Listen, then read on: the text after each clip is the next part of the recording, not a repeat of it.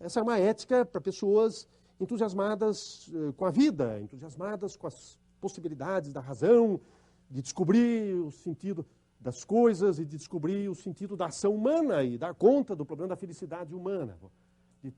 Promete, é uma teoria que, que pretende mostrar que a ética promove seres felizes, que,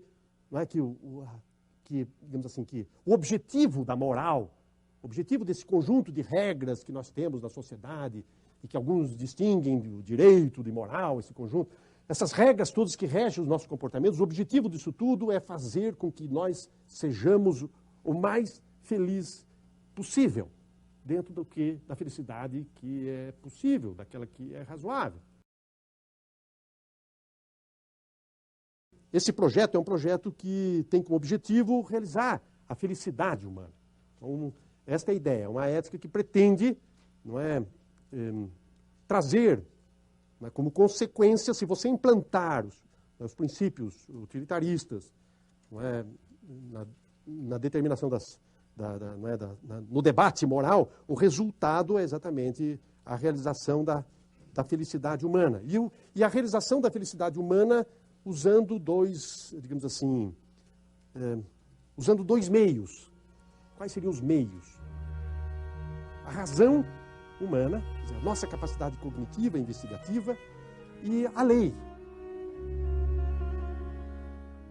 A lei nada mais vai ser do que a tradução, desse exame que a minha razão vai fazer das diferentes situações, identificando quais são as regras de conduta, quais são as condutas no primeiro momento, e depois quais são as regras que prescrevem as condutas que vão me fazer um indivíduo mais feliz.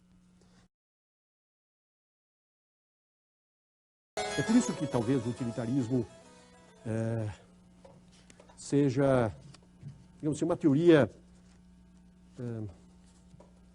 que as pessoas adoram odiar, porque os utilitaristas são os próprios liberais clássicos.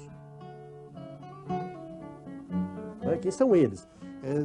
Jeremy Bentham, John Stuart Mill, James Mill, Thomas Robert Malthus, David Ricardo, Adam Smith. Eram exatamente os indivíduos que frequentavam, escreviam na revista, a Westminster Review, que era a revista dos utilitaristas. Enfim, eram aqueles que estiveram envolvidos em toda aquela discussão dos problemas da Inglaterra na época da Revolução Industrial, da Segunda Revolução Industrial. É preciso lembrar que os utilitaristas clássicos, os liberais clássicos, surgiram no debate sobre esse tema. São contemporâneos de Marx e propunham soluções tão radicais quanto as soluções de Marx.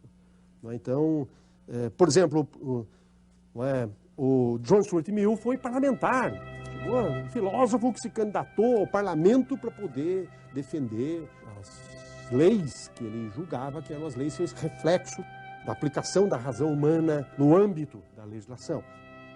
Só a título de curiosidade, o Bentham, esse autor chamado Jeremy Bentham, foi o autor do primeiro projeto previdenciário que se tem notícia na história da humanidade.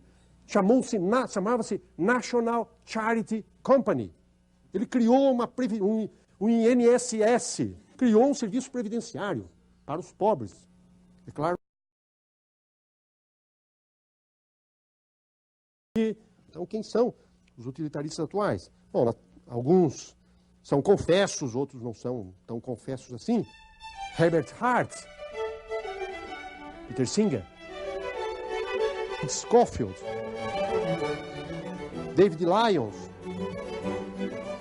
Richard Hare, espanhóis como Esperança Guizan, José Manuel Bermudo, um inglês chamado Fred Rosen, outro chamado Amartya Sen.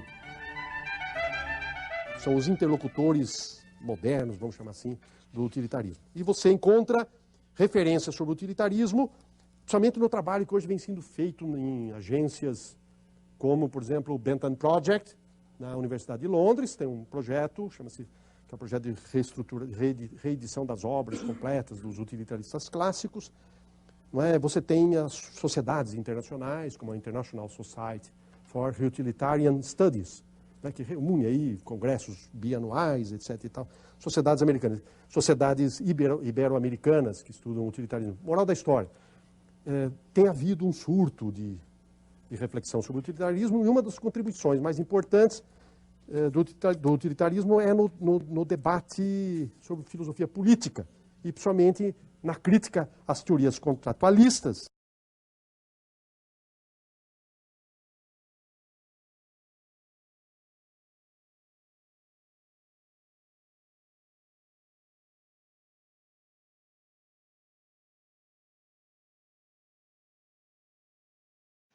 Tendo por base o que foi exposto aqui sobre Bertrand Russell e Jeremy Bentham, é possível compreender que Bertrand Russell, quando no seu artigo escreve e cita Jeremy Bentham como um possível não homem bom para a sociedade, pode-se perceber que esse não homem bom é exatamente porque Jeremy Bentham propõe uma felicidade para todos os membros da sociedade. Uma felicidade que talvez, segundo Russell, vai se afastar inclusive do caminho da obediência do indivíduo à sociedade, a obediência cega, mas também a manipulação de entes religiosos sobre o indivíduo, sobre o cidadão.